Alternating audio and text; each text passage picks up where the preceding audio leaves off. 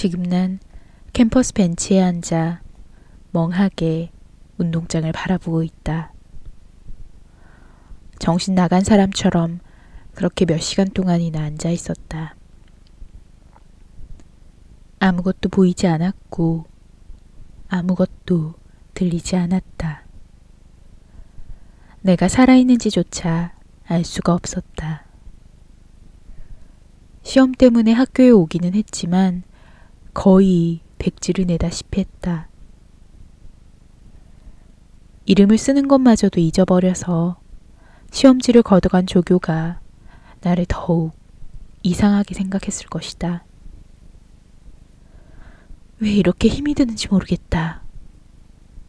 몸을 주체할 수가 없다.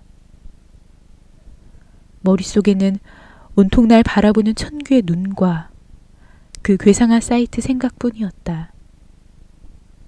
괴로웠다. 견디기 힘들었다.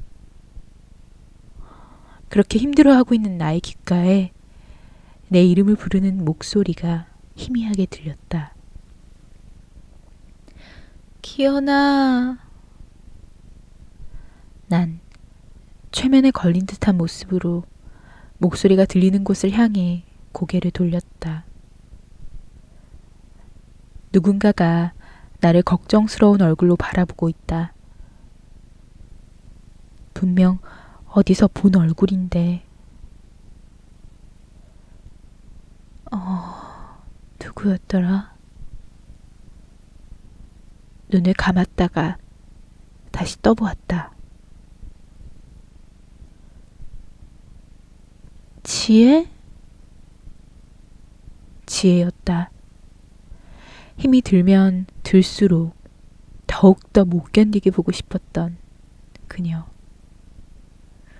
지혜는 나의 옆으로 다가와 앉으며 묻는다. 괜찮은 거니? 어디 아프기라도 한 거야? 그녀는 무척이나 걱정스러운 표정으로 나를 바라보고 있었다. 지혜가 날 걱정해 주는구나. 날 행복해야 하는데. 지혜가 날 걱정해 주는 게 행복해야 하는데. 언제나 그녀가 천규 대신에 나를 걱정해 주기를 바랬던 나의 작은 소망. 지금 그녀에게서 그렇게나 바라던 관심을 받고 있는데 전혀 행복하지가 않았다. 오히려 날 슬프게 바라보는 그녀의 모습에 더욱 힘들어질 뿐이다. 얼굴이 창백해. 많이 힘드니? 난 무슨 말이라도 하고 싶었지만 목소리가 나오지 않았다. 그냥 입만 조금씩 벙긋벙긋 거릴 뿐이었다. 이런 나의 모습에 그녀는 입을 손으로 막으며 억지로 눈물을 참고 있는 것 같았다. 겨우 슬픔을 진정시켰는지 입에서 손을 떼고는 나에게 말했다. 많이 힘들 거야. 청규와는 누구보다도 친했을 테니까. 너무 안 돼 보여 지금 네 모습. 무슨 말을 해야 될지 모르겠어. 그녀가 나를 위로하고 있었다.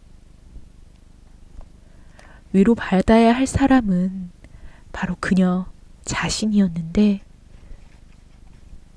지금 가장 힘든 사람은 내가 아니라 지혜, 그녀인데 그녀가 날 위로하고 있다. 이제 그만 힘들어해. 청규도 그걸 바랄 거야. 그렇지, 기현아? 응? 난 겨우 손에 들어 그녀의 부드러운 뺨을 어루만졌다. 왜 그랬는지는 잘 모르겠다. 어쩌면 그렇게 해서라도 그녀를 위로하려는 나의 마음을 보이고 싶었던 것이겠지. 그녀는 나의 이런 행동에 결국은 눈물을 흘리고 말았다. 그녀의 뜨거운 눈물이 나의 손을 적신다.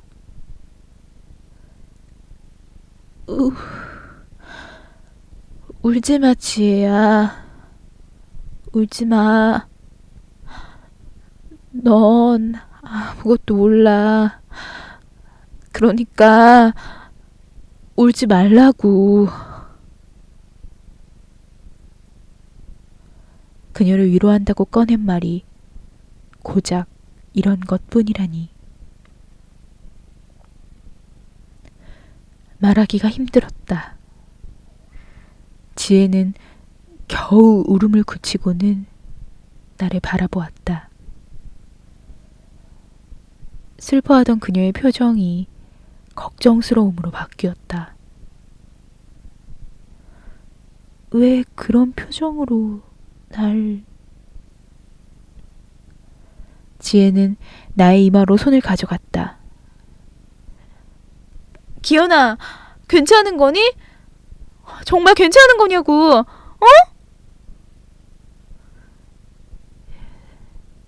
지혜의 말이 이해가 가지가 않았다. 뭐가 괜찮다는 거지? 지혜는 놀란 표정으로 자리에서 벌떡 일어났다. 그리고는 어딘가로 급하게 뛰어가 버렸다. 왜 그래, 지혜야? 어딜 가는 거야? 난 의자에서 몸을 일으키려 했다. 갑자기 핑 도는 느낌이 들면서 나의 눈에 시퍼런 하늘이 보였다. 하늘이 참 높다. 하늘이 높아. 너무 높아서 이렇게 어지러운 건가? 이렇게 보니까 저 하늘 속으로 떨어져 버릴 것만 같네. 마치 내가 서 있는 땅이 하늘이고 저기 저 하늘은 바다 같아.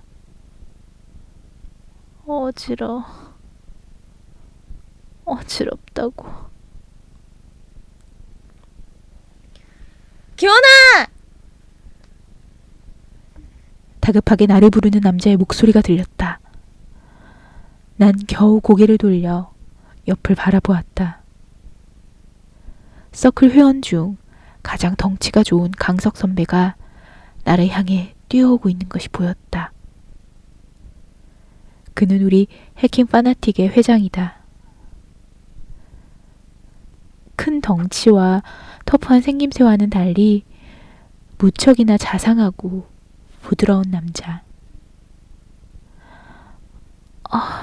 인사해야 되는데 몸이 안 움직여. 지금 내가 누워있는 건가? 지금 그런 거야? 아니 근데 강석 선배는 왜 저렇게 놀란 눈으로 날 보면서 뛰어오는 거야?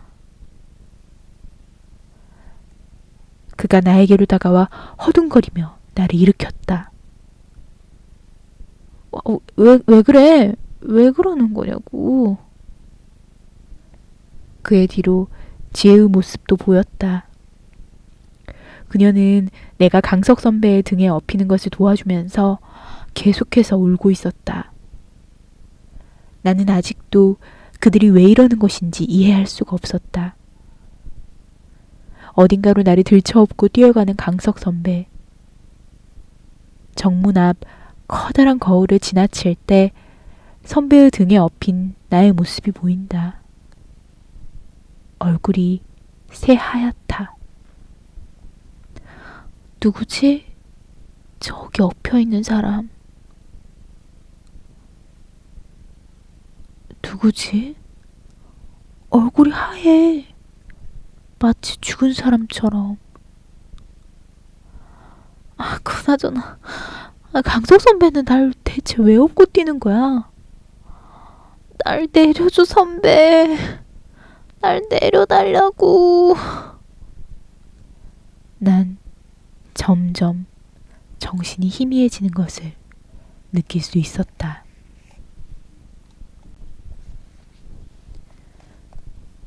시간이 얼마나 지났을까? 내가 눈을 뜬 곳은 양냄새가 진동하는 곳이었다. 누군가 내 옆에서 손을 꼭 잡고 있는 듯한 느낌이 들었다. 흐릿한 시야가 점점 또렷해진다. 이제 좀 정신이 드니? 좀 괜찮아? 지혜의 목소리. 내가 누워있는 곳의 사물들이 조금씩 확실해지고 그곳이 병원이라는 것까지 알았을 정도로 정신을 차렸을 때 나를 걱정스럽게 바라보고 있는 지혜의 얼굴이 눈에 들어왔다. 그녀가 내 옆에 있다는 것을 알게 되자 이상스럽게도 마음이 편해지는 것을 느낀다. 충격으로 인한 쇼크 상태와 수면 부족, 그리고 과로에 의한 탈진 상태였대. 너 조금만 늦었어도 위험했어. 난 자리에서 일어나려고 했지만 지혜가 나를 막는다. 내가 이렇게 약해진 걸까? 지혜의 가녀린 손 하나에도 나의 몸을 마음대로 움직일 수가 없었다. 아직 일어나면 안 돼. 안정을 취해야 한다고 했어. 너 더 누워있어. 내 모습이 바보같이 느껴졌다. 위로를 받아야 할 사람은 지혜였는데 내가 이런 생각을 하면서 지혜를 슬프게 바라보고 있을 때 누군가 병실로 들어왔고 지혜는 그 사람을 보며 일어나 인사했다. 형이었다. 형은 나를 보며 피식 웃고는 말했다. 이제 좀 살만하냐? 형... 너 때문에 아주 속상해 죽겠다. 회사 일도 제대로 못하고 24살이나 처먹은 동생 뒷바라지나 해야 한다니. 미안해. 미안하면 빨리 정신 차리고 일어나란 말이야. 퉁명스럽게 말하긴 했지만 나를 무척 걱정하고 있는 표정이었다. 형은 언제나 그랬다. 겉으론 무뚝뚝해 보여도 속마음은 무척 따스한 사람이다. 형이 지혜를 보며 말한다. 미안해요. 아니, 내가 할 일을 그쪽에 떠맡긴 것 같아가지고. 괜찮아요. 기현이가 좀 약해요. 절에서 장가 나갈 수 있을런지. 지혜 씨는 저런 남자 만나서 결혼하지 말아요. 나중에 고생이 이만저만이 아닐 테니까. 형은 그렇게 말하고 그녀를 향해 피식 웃어 보였다. 지혜도 약간의 웃음을 지어 보이고는 다시 나를 바라보았다. 그녀의 표정이 이전보다는 많이 안심하고 있는 듯 했다.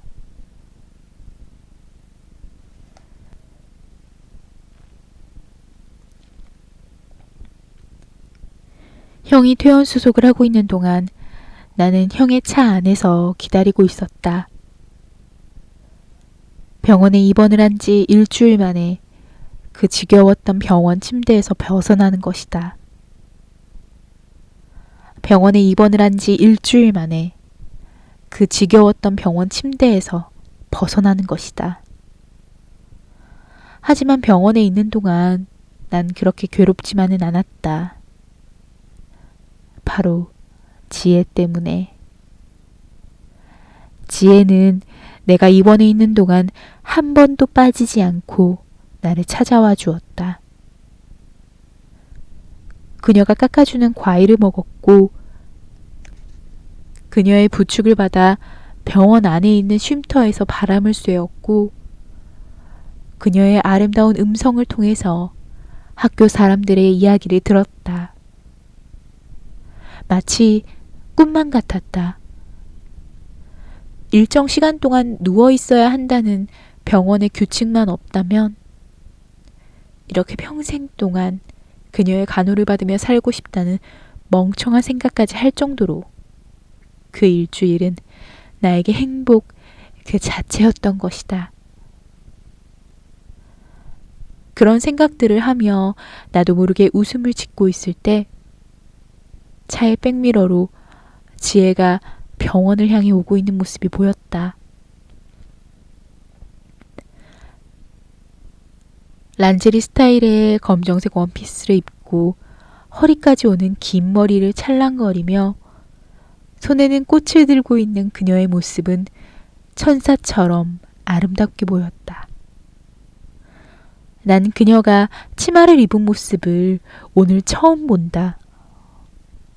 부드럽게 쭉 뻗은 그녀의 다리선이 종아리를 지나 발목 부분에서 얇아진다. 왜 여태껏 치마를 입지 않았던 것인지 이해가 되지 않을 정도로 그녀의 다리는 예뻤다. 난 차에서 내려 그녀의 이름을 부른다. 지혜야! 지혜는 내가 부르는 소리에 걸음을 멈추고는 환한 미소를 지으며 나에게로 뛰어왔다. 요 며칠 동안 그녀에게서 지금처럼 슬픔이 느껴지지 않는 미소를 보는 것은 오늘이 처음인 것 같았다. 그녀는 내 앞으로 다가와 들고 있던 꽃다발을 내밀며 밝은 목소리로 말했다. 태연 축하해. 이제 그런 식으로 나한테 관심 끌지 마. 또 그랬다가 모른 체 해버릴 거야. 알았지? 생긋 웃으며 꽃다발을 건네는 그녀의 모습이 눈부신 햇살을 배경으로 한 한 폭의 아름다운 그림 같다. 그녀에게서 꽃다발을 받아들고는 웃음 지었다. 그때 퇴원수속을 마친 형이 병원 밖으로 나오며 지혜에게 말한다. 오, 재수씨가 오늘도 변함없이 우리 기현이를 위해 몸소 행차하셨군요. 난 형의 말에 난처한 표정을 지으며 말했다. 아, 형. 애인 아니라니까. 야, 임마. 그렇게 내숭 떨지 않아도 알 사람은 다 알아. 다들 예쁜 애인 둬서 부럽다고 난린데 너 혼자 아니라고 말하면 누가 믿어주냐? 그리고 아프다고 징징대다가도 재수씨 온다고 말하면 벌떡 일어나 세수 붙어 있으면서 아닌 척 하긴. 아, 형! 내가 당황하여 형의 입을 막자 지혜가 웃음 지었다. 난 지혜의 웃는 모습이 좋았다. 그녀의 하얀 치아를 다시 볼 수 있다는 것이 너무도 행복했다. 형은 지혜의 미소에 행복해하는 나를 보며 키득거리더니 차의 뒷문을 열고 말했다. 자, 타시죠. 오늘은 제가 아주 멋진 코스로 두 분을 모시고 처음부터 끝까지 책임지겠습니다. 무슨 소리야? 내가 형을 의아한 표정으로 바라보며 묻자 형은 나의 머리를 쥐어 박으면서 말한다. 임마, 오늘 지혜씨가 저렇게 예쁘게 차려입고 온 거 보면 모르겠냐? 오늘 네 퇴원 축하해 주려고 온 거라고. 축하 파티 겸 해서 내가 근사한 때로 모셔주기로 했지.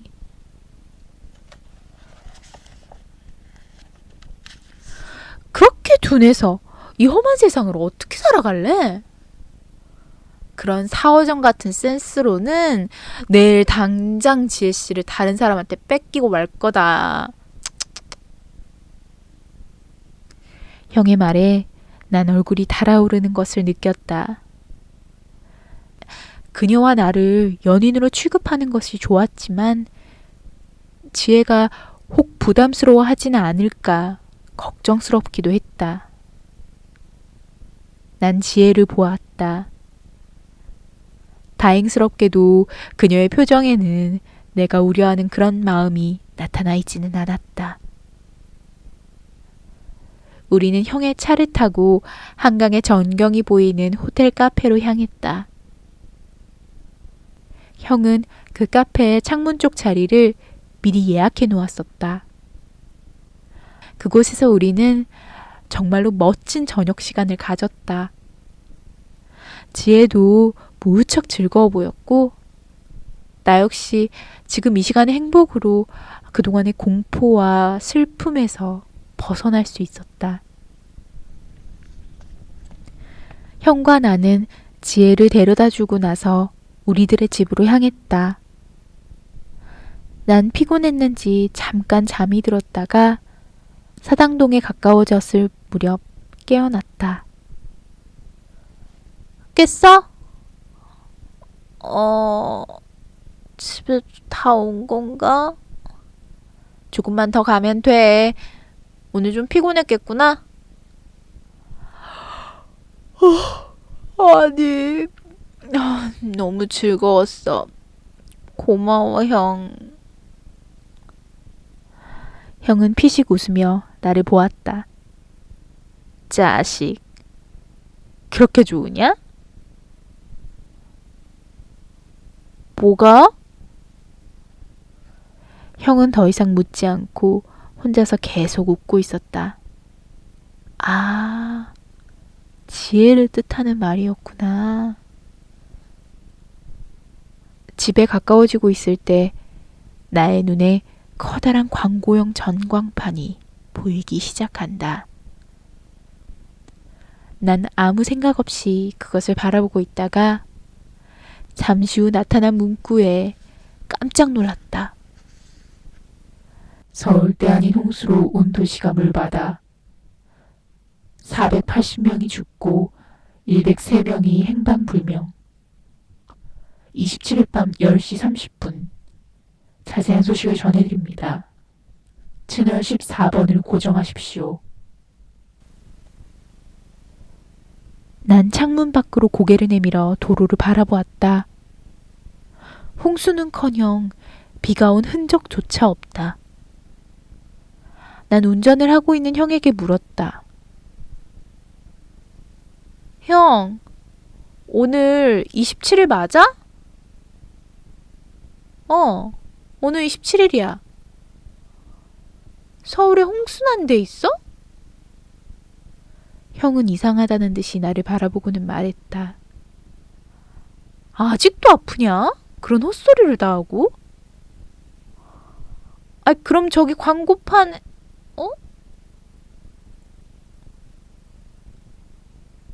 어느새 광고용 전광판에는 다른 내용의 선전 문구가 나오고 있었다.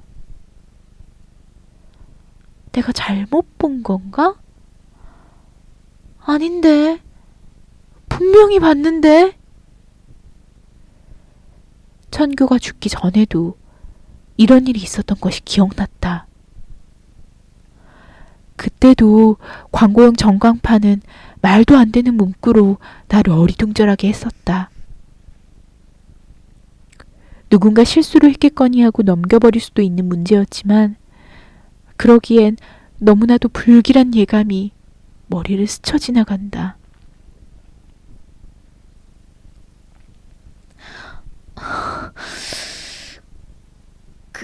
그때도 저런 이상한 광고를 봤는데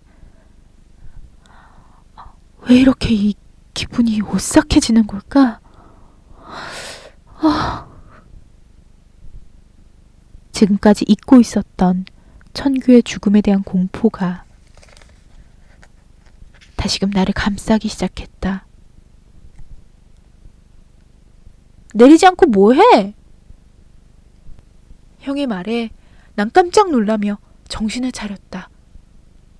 집 앞이었다. 형은 잠시 내 얼굴을 찬찬히 뜯어보더니 이마에 손을 짚었다. 오늘 태어나자마자 너무 무리한 건가? 빨리 들어가서 쉬어야겠다. 또다시 아프면 내가 곤란해지니까. 형은 그렇게 말하고는 차에서 내렸다. 그래, 피곤해서 조그만 일에도 신경이 쓰이는 걸 거야. 난 그렇게 생각하며 차에서 내린 뒤 형을 도와 트렁크에서 짐을 꺼냈다. 그리고 집을 향해 뒤돌아서는 순간 들고 있던 가방을 떨어뜨리고 말았다. 밀려드는 공포감으로 숨이 가빠지고 몸이 떨리기 시작한다. 분명 우리 집인데, 분명 내가 24년 동안을 아무렇지도 않게 들락거리던 우리 집인데, 지금 난 천규의 집 앞에서 느꼈던 그 음산한 기운을 똑같이 느끼고 있었다. 언제나 나에게 휴식을 제공하던 우리 집이 지금은 마치 악마와도 같은 모습으로 날 내려다보고 있었다. 창문들이 징그러운 눈처럼 보이고 2층과 연결된 층괴는 드러난 이빨처럼 느껴진다. 왜 이런 공포감이 우리 집에서 느껴지는 거지? 왜? 기현아, 왜 그래? 다시 아픈 거야? 아니야. 괜찮아. 형은 내가 떨어뜨린 가방을 들고 집의 대문을 열쇠로 열며 말했다. 안 되겠다. 기현이 너 빨리 들어가서 쉬어야겠어.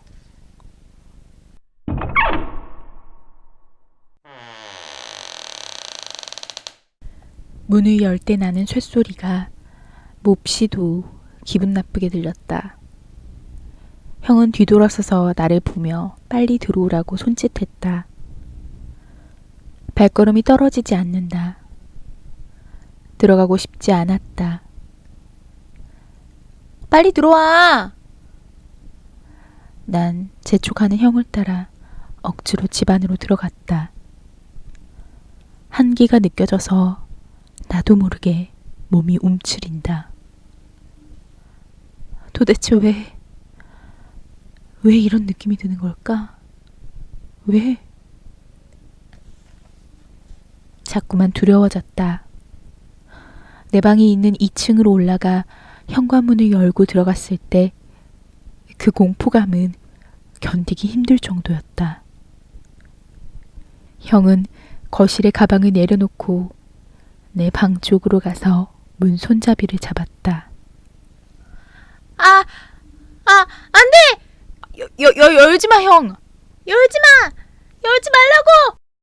난 소리를 지르고 말았다. 형이 놀라서 나를 바라보았다. 난 몸을 떨면서 형이 잡은 내 방의 문 손잡이를 바라보고 있었다. 저 문을 열면 천규가 시뻘건 눈으로 나를 바라보고 있을 것만 같았다.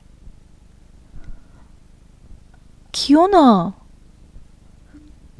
난 긴장으로 가빠진 숨을 몰아쉬며 형을 바라보았다. 형은 걱정스러운 표정으로 우두커니 서 있는 나에게 다가와 내 어깨를 잡으며 묻는다. 괜찮은 거니? 기현아. 형의 목소리가 나를 악몽에서 깨어나게 했다. 난 멍하게 그를 바라보며 말했다.